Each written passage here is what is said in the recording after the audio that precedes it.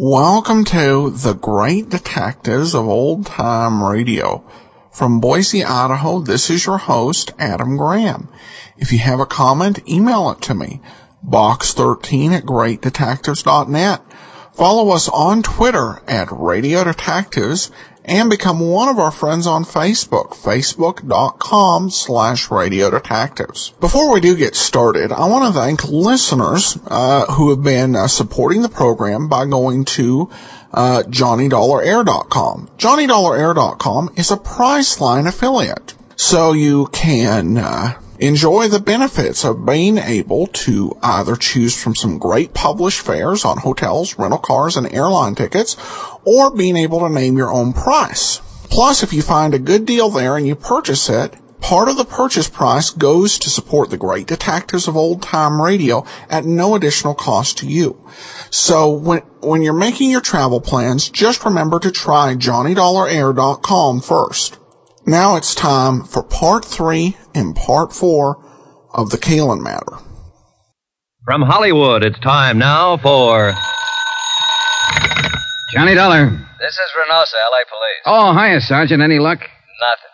This Topo Leanley boy's been in jams before. He's a tough cookie, and we don't scare him a bit. What's his story?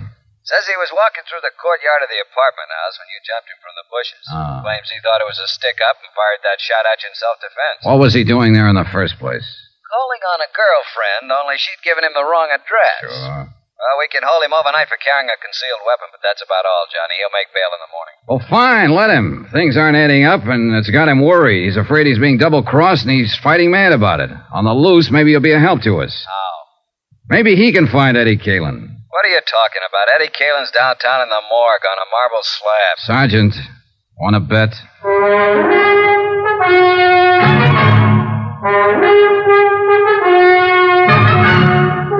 Tonight and every weekday night, Bob Bailey in the transcribed adventures of the man with the action-packed expense account, America's fabulous freelance insurance investigator. Yours truly, Johnny Dollar.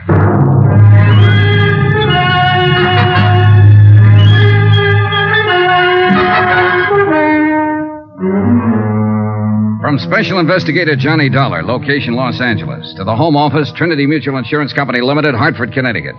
Assignment, the Caylin matter. Expense account continued. I was following a hunch, one that had started when Sergeant Reynosa said the police found the door of the Caylin apartment locked on the night of Eddie's death, locked with a key. And now the hunch was stronger.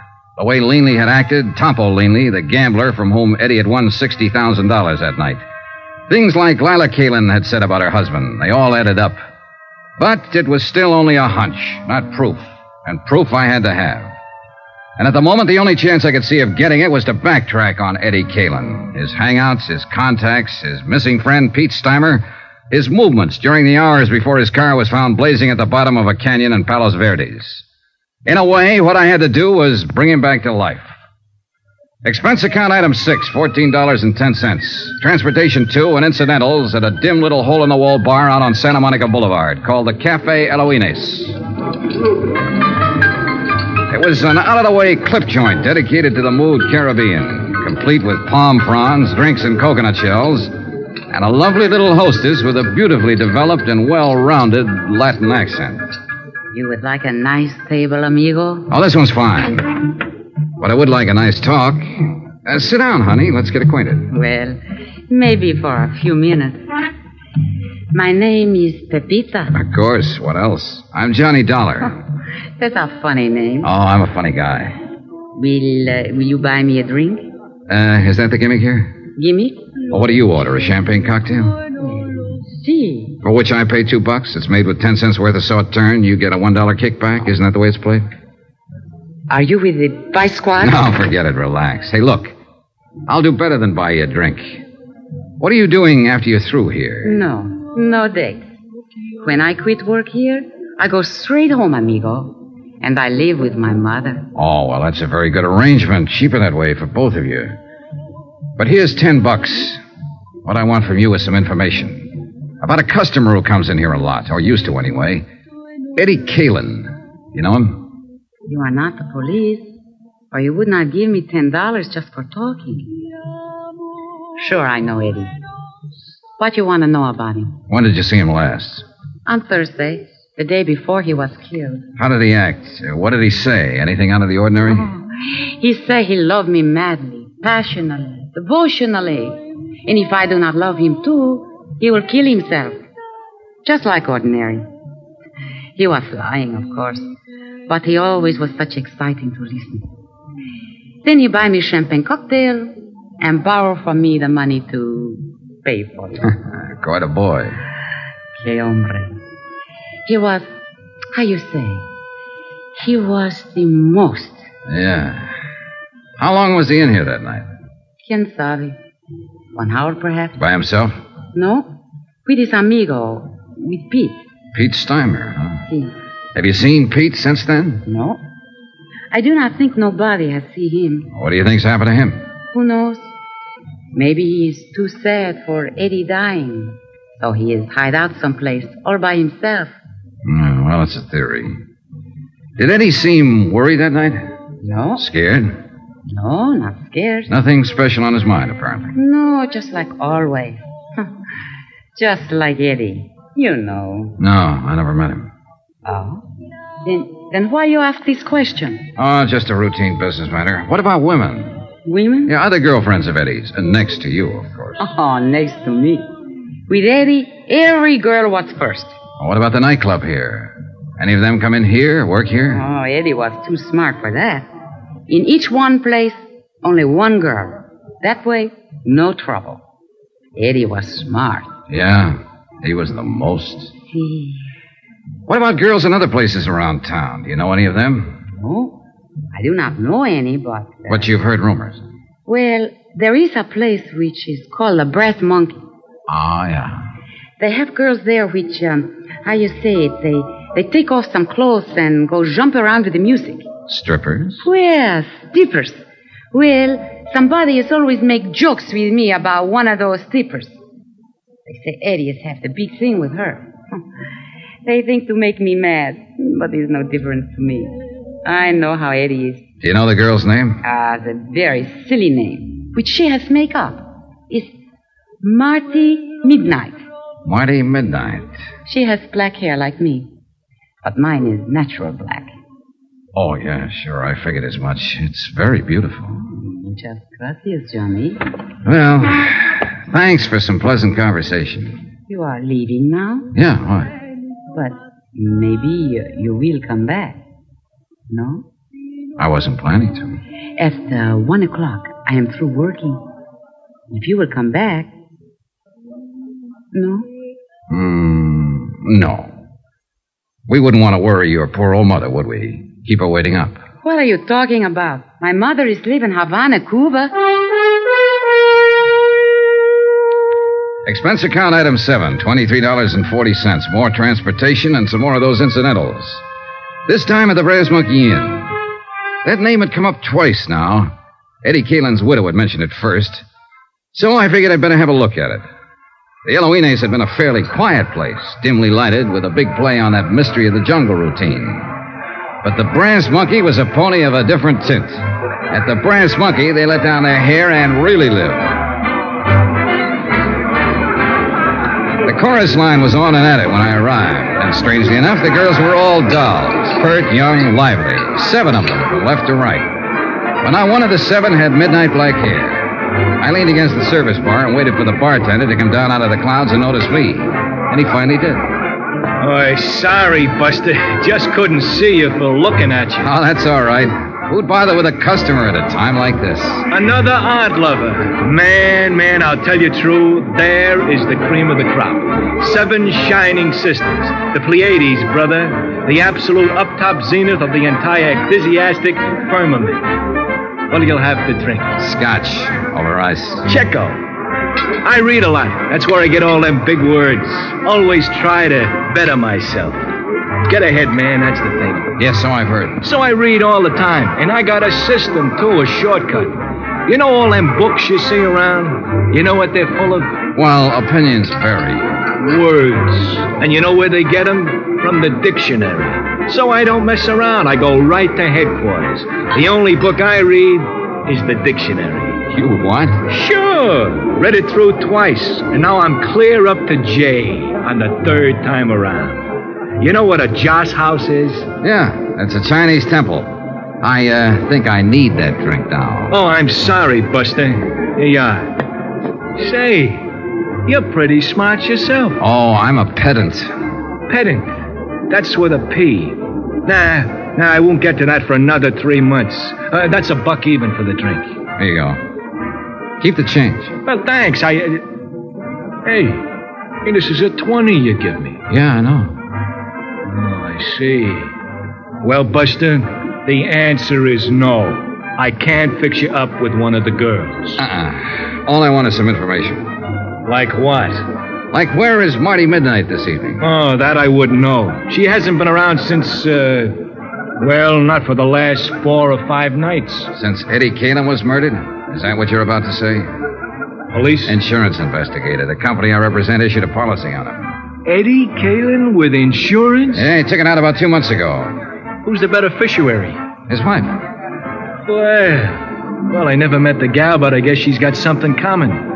She must have took quite a beating off of Eddie. Man, that cat could really operate. So I gather. You happen to know where Marty lives? Nah, she moved a few weeks ago, after she took up with Eddie. I don't even know her real name. Hey, is the manager here? I'm the manager, Buster. I hired him, fired him, and in between, just look at him. Oh, man, what a life. Do you know a friend of Eddie's named Pete Steimer? Sure I know. He hasn't been around either. Disappeared that same night, huh? Yeah, that was a bad night all around. There was another guy dropped out of sight, too, a hood named Mike Kelso, one of Topo Leanley's boys. Do you know Topo? He comes in all the time. He's, Hey, wait a minute. You must be the cat that broke his arm. Well, congratulations, felicitations, and happy days. I'll have a drink myself on that. Real popular boy. Huh? Oh, the most. I understand he got his start by leaning out of his baby carriage and shoving his mother under a car. Was he in here that night? Well, sure. That's where Eddie met him. I told Eddie to stay clear of that game. And was I right? And you think that's why he was killed, for the $60,000 he won that night? Buster, that's the type of question I never answer. And that's exactly why I stay so healthy. Well, you don't have to answer. That's where all the logic points. Eddie met Topo Leanley in here that night and was invited into one of Leanley's big-time poker games. Eddie was lucky, plenty lucky, and Leanley got hit hard. He decided he wouldn't stand still for it, so he and his muscle man, Mike Kelso, went around to Eddie's apartment, beat him up, got the $60,000, took Eddie out to the Palos Verdes hills, ran him off the cliff, and set fire to his car. Any reason why it couldn't have happened like that? No. But there are a lot of loose ends. Like what has happened to Pete Steimer and Marty Midnight? Scared silly, hiding out. Mike Kelso. Same thing. He's sweating it out, waiting to see which way the wind blows. Or there's whispers around that he double-crossed Topo and ran out with the dough. Could be. But I keep remembering that door. What door? To Eddie's apartment. It was left locked with a key. So what's it got to do with everything? Uh-oh, the police. I'm raided again. Hey, Red, dump that water, bar, whiskey down a sink. Jackie, get back there and tell the girls to cover up. Now, take it easy, you cats. Just keep your seats. Everything is copacetic. Relax. It's not a raid. That's Sergeant Reynosa. He's handling the Caylin case. Buster, a cop's a cop no matter what he's handling. Now, shake it up, Red. Turn on that water in the sink and dump it all in. What the devil are you doing here, Johnny? Having a drink? What's up, Sergeant? I'm looking for a girl who's supposed to work here named Marty Midnight. So am I. What's your reason? Suspicion of murder. What? The guy was killed in her apartment about an hour ago. The neighbors heard the shots. And it's real crazy, Johnny. It just can't be, but it is. We got a fast check on the fingerprints. You know who the guy was? Sure. It was Eddie Caylin.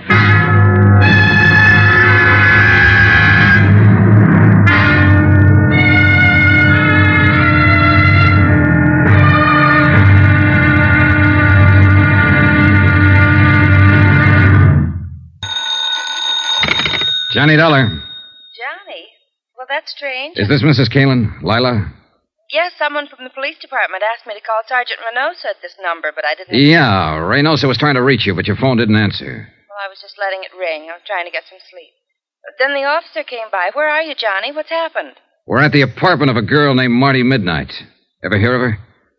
No, why? Lila, you better brace yourself, honey. You've got another shock coming. Shock? What do you mean? Your husband didn't die in that burning auto? Eddie's alive? No, not now. He was shot to death an hour and a half ago here in Marty's apartment. Who did it? I don't know yet. Hang on to yourself, and I'll come by and see you as soon as I'm free here. Will you, Johnny, please? Promise.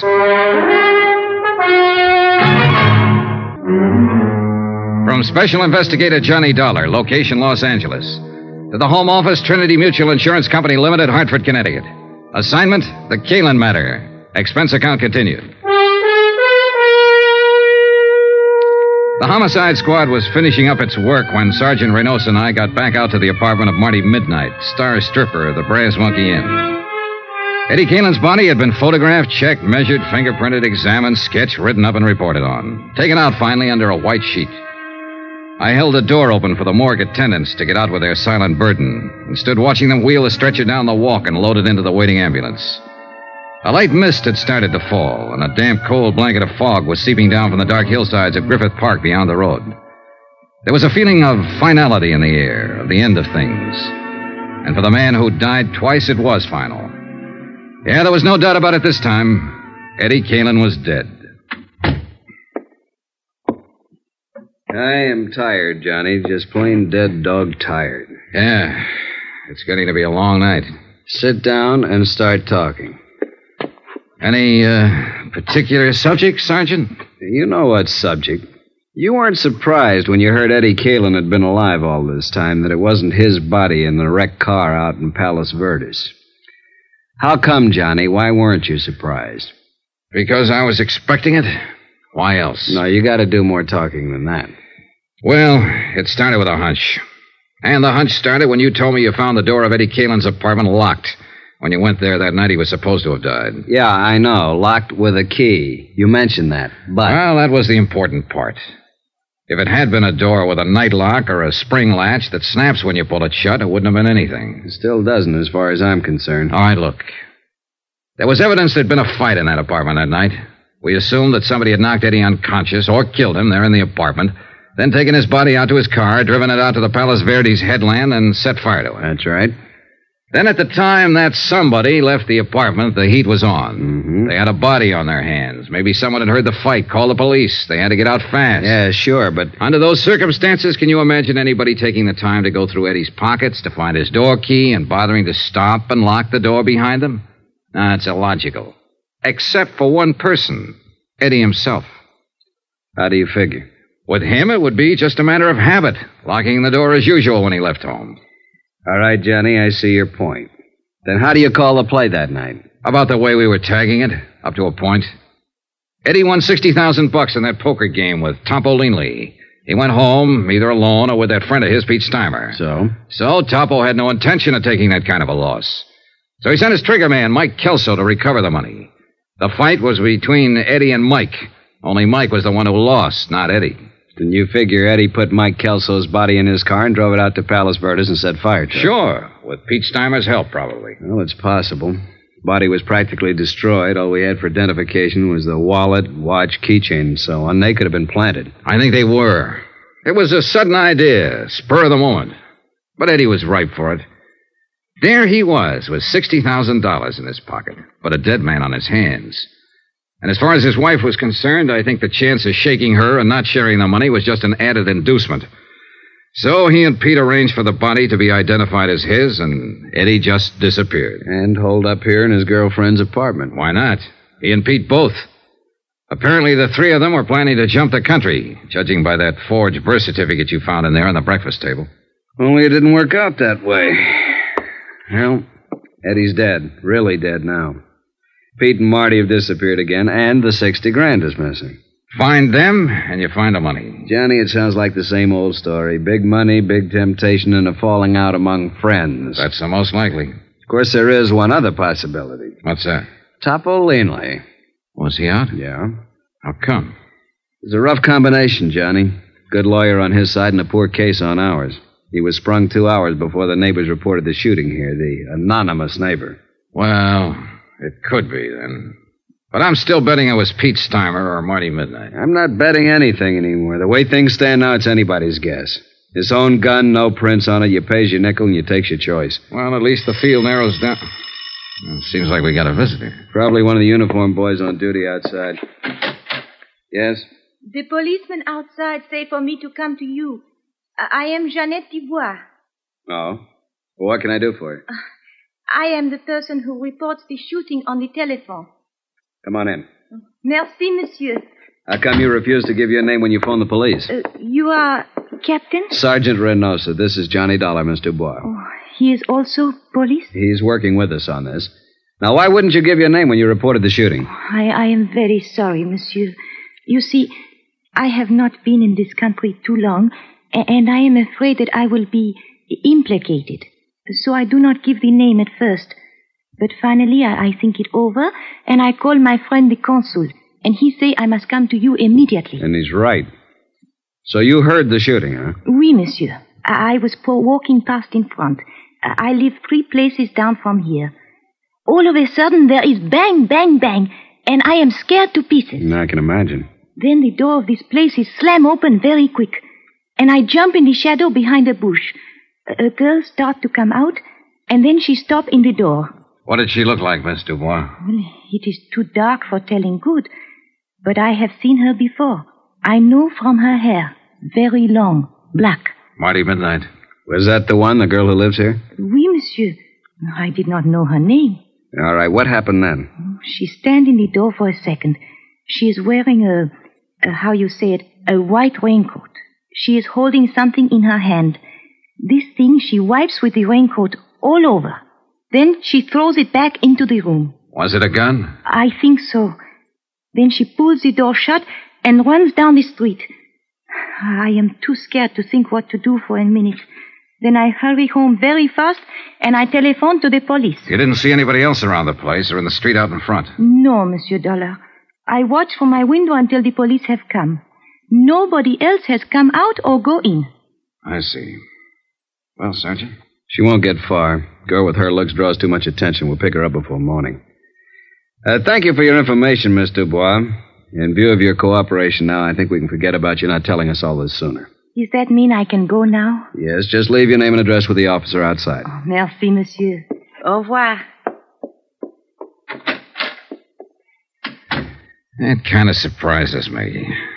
I could figure the two of them together ganging up on Eddie. But apparently it was just Marty Midnight, all on her own. Been done before, Johnny. They're not the weaker sex, no matter what the book says. I know. But the fact never fails to amaze me. It shouldn't. You must have been on some of the same kind of cases. The devil. Come on! The patrolman stationed at the back entrance of the apartment house told us what had happened. He'd surprised somebody, a man, he thought, lurking in the bushes beside the house. The prowler fired a shot and ran. He paid no attention to the order to halt. The patrolman had fired twice, missed. The fugitive had escaped into the dense underbrush of Griffith Park just across the street. Sergeant Reynosa spotted men quickly along the edge of the brush, set up a portable spotlight from the squad car, sent his other car up an access road to block off the ridgeline, radioed for reinforcements. Within 5 minutes, a 15-acre area of the slope was surrounded and blocked off. Well, what do you say, Johnny? Shall we go in after him? Looks like we'll have to. He seems to be the shy type. Call it. Who do you think? I'm putting my money on Topolini. Good bet. Let's go.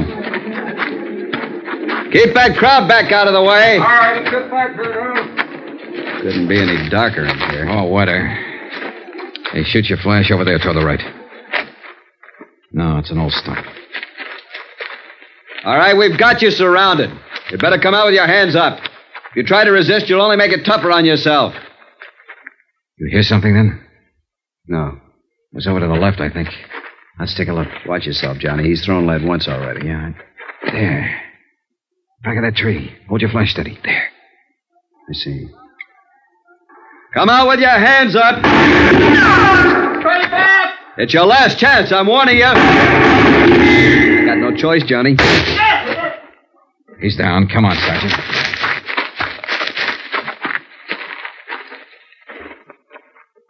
Well, What do you know? It wasn't Topolini. It was Eddie Caylin's friend, Pete Steimer.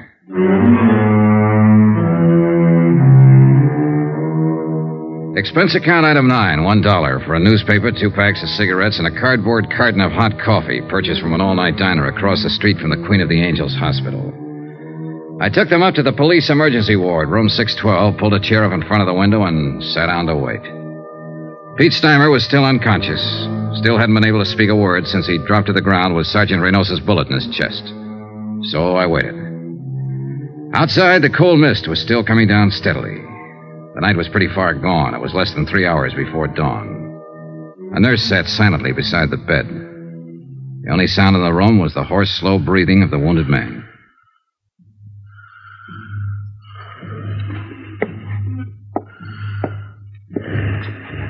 After a while, the nurse left the room for something, and Pete seemed to rouse slightly at the sound of the door.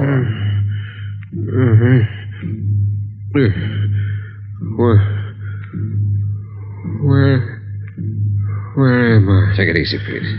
Don't try to talk. Eddie. Is Eddie here? No, he's not here. He ought to be here. It's always been like this. Relax now. It's all right.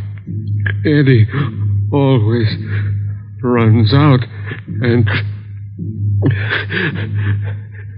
leaves somebody else to Easy now, easy. Somebody else to face the music. Pete?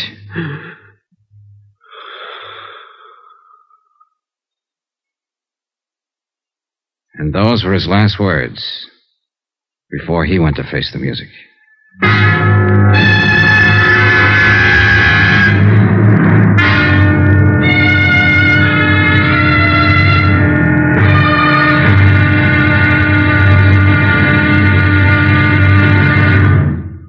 Now, here's our star to tell you about the final intriguing episode of this week's story. Tomorrow, a quarry run to earth, a strange alibi, and a shocking twist at the wind-up. Join us, won't you? Yours truly, Johnny Dollar.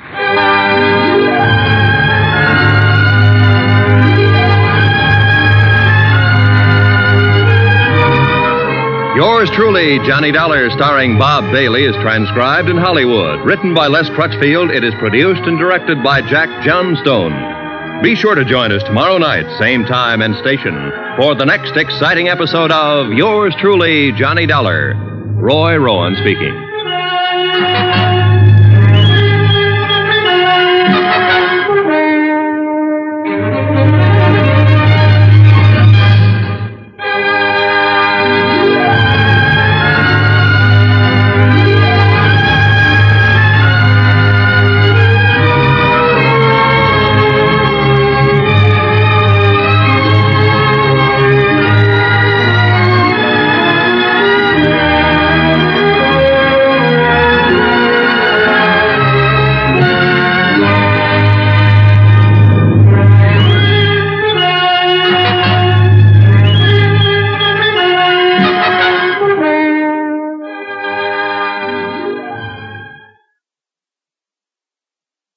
I love that scene with, oh, by the way, welcome back. I love that scene in the bar in part 3 when the lady gave the, answer that, she, was with her mother and needed to get home until she got to know Johnny a little bit. But regardless, we've had, quite a few twists and turns, and, it's not over yet. I'll be looking forward to part 5 to get the truth of who's behind everything, because we still have a lot of questions left, so this will definitely be a great concluding episode. Stephen Dow, we turn to listener comments and feedback. Stephen Dow says, listen to old radio shows almost every night. Enjoy them a lot more than I do most of the garbage on TV. Glad to be able to help provide people with some quality entertainment. All right, well, that will finish us for today. We will be back tomorrow with a special episode of Escape, featuring that great Sherlock Holmes story, The Lost Special. And then join us back here on Friday as we wrap up the Caylin matter. In the meanwhile, send your comments to box13 at greatdetectives.net. Follow us on Twitter, Radio Detectives, and become one of our friends on Facebook, facebook.com/Radio Detectives.